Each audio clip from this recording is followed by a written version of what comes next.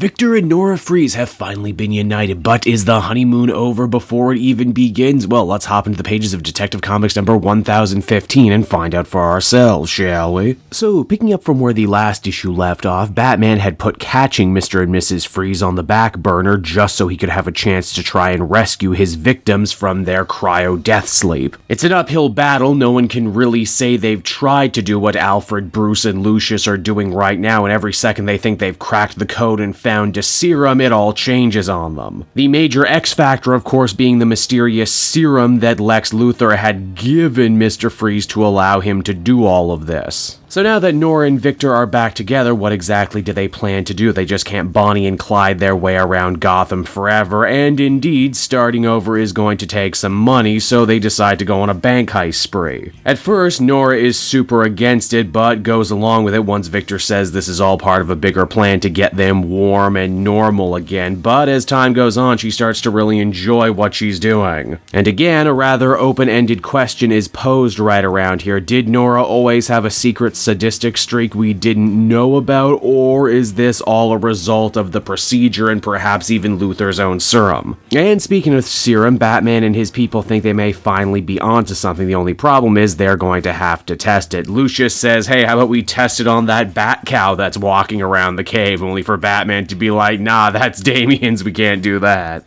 What follows is probably one of the most definitively Batman scenes I've seen in a long time, something that really sums up his character because he does something that's a little crazy, a little stupid, but 100% selfless. You see, he has Alfred shoot him in the arm with one of Mr. Freeze's old guns so Lucius can administer the shot. Again, he has no idea if doing this will melt his brain or what. But the clock is ticking, lives are on the line, and Batman is willing to do whatever it takes to save human life, even at the risk of his own. The serum works, kind of. It thaws his arm, but he ends up losing the use of it, meaning that Batman refuses to use it on real-life people just yet. They're gonna have to go back to the drawing board, and they're going to have to do it double time, as even Bruce Wayne's own deep pockets can only stop these people from thawing out and dying so long. Now back with Mr. Freeze and his wife, Victor says they finally have enough money to leave the city. They can leave Gotham, Batman, a life of crime all behind them and start over. Only here's the thing though, Nora doesn't want that. She says that after years on ice, missing out on so much of her life, being dragged place to place all at the whim of Victor, she's not going to let that happen anymore. She's going to strike out on her own, dance to her own tune, and if that means leaving Victor in the dust, well, that's just what's going to happen. In another wonderfully character-codifying scene, Victor goes through a real roller coaster of emotions. First, he blames himself for what happened, thinking that he threw Nora into the deep end of supervillainy too quick. Then he blames Luthor's serum, thinking that this might very well be the thing that's warping her mind right now, before finally saying that he's not going to let her go because he loves her that much and he'd kill her first. Of course, Mr. Freeze can't stay possessive for too long, as he instantly regrets taking the time to teach his wife how to use a freeze gun because he gets turned into an ice cube himself. Once he's thawed though, Victor is forced to swallow his pride and strike a deal with his most hated enemy, Batman. Mr. Freeze has literally created a monster right now, and only the two of them working together can stop her. Batman knows he ultimately has the leverage in this situation and only agrees to help if Victor uses his mind to help save all the people that he froze, which he does, and it works. In fact, Victor even helps fix Batman's arm. Now, where exactly did Nora get off to? Well, she went to go see the gravesite of her parents. We don't exactly know for sure if they died while she was frozen, but I think there's a good chance. Mrs. Freeze even has her own little Elsa from Frozen moment as she sings a song and builds her parents a much more befitting ice mausoleum. However, in this situation, it's actually Batman and Mr. Freeze who refuse to just let it go. Batman even got his Inferno bat armor back out of mothballs, and they're ready to make this a final fight as the comic comes to a close.